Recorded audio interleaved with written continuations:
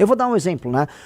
A sensibilidade de um brasileiro hoje, e não tô nem falando dessa questão feminista, a sensibilidade do brasileiro faz com que, se qualquer argentino ou qualquer um faça um insulto racista, você tem que ficar absolutamente abalado e chorar. Você necessariamente tem que comportar como uma pessoa fraca diante de um insulto desse tipo vindo de um outro cara, porque, veja só, caso você não fique muito abalado, quer dizer que você pode ser racista. O que eu quero comentar aqui com vocês, tá? É outro assunto. Vocês viram ali, ontem eu comentei o projeto da Tabata Amaral e hoje tá uma discussão enorme sobre a questão do Daniel Alves. É uma questão complicada a questão do Daniel Alves, porque é aquele tipo de terreno minado que você vai dar uma opinião e você é cancelado por dar uma opinião. Só que, história da minha vida, eu só faço isso, né? Então, foda-se. Então, vamos lá, né? Quando saiu o caso do Daniel Alves, eu evitei ficar dando muitas opiniões. Mas na época parecia meio que consensual, tá? É óbvio, é bem claro que ele estuprou a moça lá na Espanha. E eu conheço muitos casos de falsa acusação de estupro. Sei também o quanto isso destrói a vida de um homem. Isso destrói a vida do homem, é absolutamente destruída por isso. E eu sei que foi gestada uma indústria de falsas acusações de estupro, sim, amigos. Existe uma indústria de falsa acusação de estupro, em que basicamente vinganças são feitas e decisões passionais são tomadas de modo a prejudicar alguém, porque um relacionamento não deu certo, ou a pessoa quer ganhar um dinheiro, ou a pessoa quer aparecer, ou ela quer prejudicar alguém. As coisas são bem idiotas. E isso se dá porque uma mulher que faz uma denúncia dessas, ela tem pouca ou quase nenhuma, vamos dizer, responsabilização pelo ato mentiroso, né?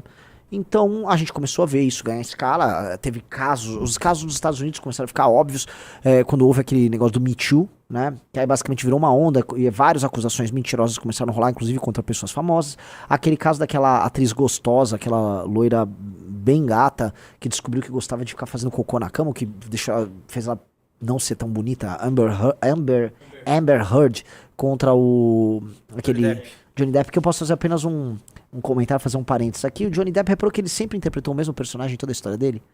Todos os personagens dele são iguais. Ele sempre é um cara meio assim. Você acha que eu sou o Zou? Ou eu posso ser o Capitão Jack Sparrow? Ou eu sou o cara da fábrica de chocolates? Eu sou sempre meio assim. Meu nome é Johnny Depp e eu interpreto sempre um cara meio... Você está louco? É sempre isso, né? Ele sempre interpreta esse cara assim. E aí descobriu que é, puta de uma farsante, vagabunda, filha da puta, né? Aqui no Brasil a gente teve um caso dos mais emblemáticos, foi o caso da Mari Ferrer. O caso da Mari Ferrer, pra mim, é um caso... É um caso emblemático, né? Porque o cara, ele é absolvido e aí a esquerda ficou culpando ele. Aí depois criaram a lei Mari Ferrer pro juiz, né? Ou seja, a moça foi, assim, a moça agiu da maneira mais sólida possível, ela inventou uma acusação contra o cara. Ela inventou, youtubers ficaram atacando elas. E aí eu lembro que o primeiro vídeo que eu vi mostrando uma versão factível com a realidade foi do cara do Tragicômico, que é um cara decentíssimo. O rapaz do Tragicômico, do canal Tragicômico, é um cara nota 10. Admiro ele demais. Ele começou fato, aí você assiste e fala... Né? Opa, pera aí, né?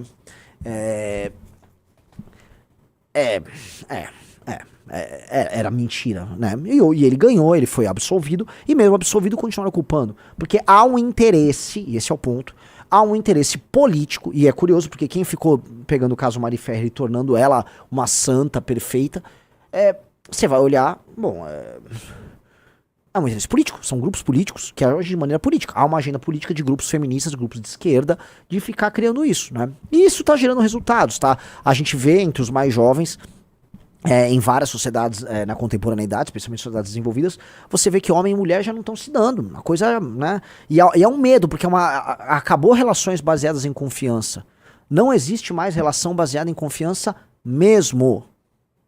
E como tudo vira escândalo, e tudo você tem que ficar escandalizado, eu vou dar um exemplo, né? A sensibilidade de um brasileiro hoje, e não tô nem falando dessa questão feminista, a sensibilidade do brasileiro faz com que, se qualquer argentino ou qualquer um faça um insulto racista, você tem que ficar absolutamente abalado e chorar. Você necessariamente tem que comportar como uma pessoa fraca diante de um insulto desse tipo vindo de um outro cara, porque, veja só, caso você não fique muito abalado, quer dizer que você pode ser racista. E que você tem que ter uma sensibilidade em que você está profundamente ofendido. E não tô falando que o outro lado é filha da puta, não. Eu tô falando que a tua reação tem que ser uma reação histérica. Histérica. Pô, tem que desabar em choro. E mesma coisa aqui. Então, houve a acusação, surge a acusação, a pessoa tem que ser morta e destruída antes de qualquer coisa. O caso do Daniel Alves é o seguinte, né? Tem algumas imagens dele, acho que indo no banheiro e tal, não sei o quê. Mas não tinha muito mais do que isso. O cara foi destruído, a vida dele foi destruída. Chegamos no final. O que rolou? O tribunal falou que não bastava a palavra dela, porque ela não tinha um arcabouço de provas robusto pra falar que o cara a estuprou no banheiro. Não tinha. Eu não vou entrar em detalhes do caso, mas não tinha. E aí o cara foi absolvido.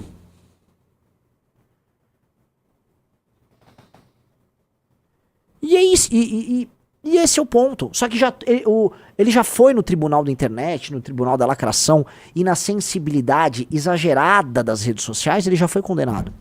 Aí quando vem uma decisão judicial, aí fica todo mundo meio assim.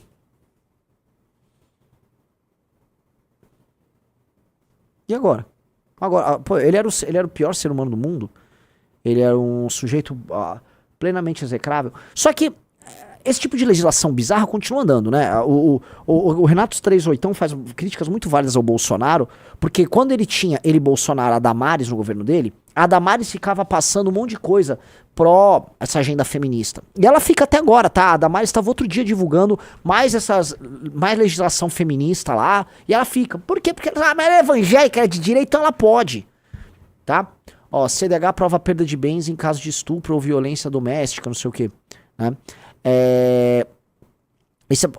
O ponto que pra mim é central é: você pega e um determinado tipo de legislação fica avançando, e você vai pegar elementos insensatos nela, e esses elementos insensatos vão se acumulando no processo.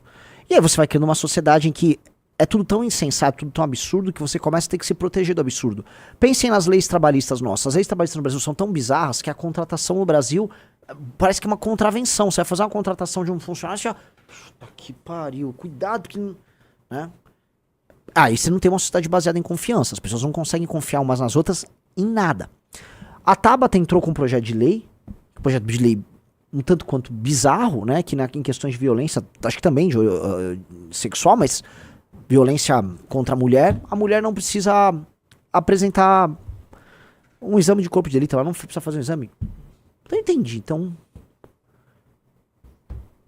é só a palavra. Aí eu vou pegar os chavões e as palavras de ordem, e sim, pra esquerda é só a palavra da, abre aspas, vítima. Elas falam, a palavra da vítima importa, é a palavra da vítima. Veja, cuidado aí com a gritaria. É vítima ou não é vítima? Até que não haja um julgado e provas sejam apresentadas e haja um contraditório, não sei se é vítima. Pode ser vítima, ou pode ser que não seja. Ah, não, é a palavra da vítima. Então, pera, então você tem a palavra e ela já é vítima, então toda a palavra dela tem que ser válida e tudo que o outro diga não vale. Então o sistema acusatório e até a defesa da pessoa não pode existir. Vamos lá, né, galera?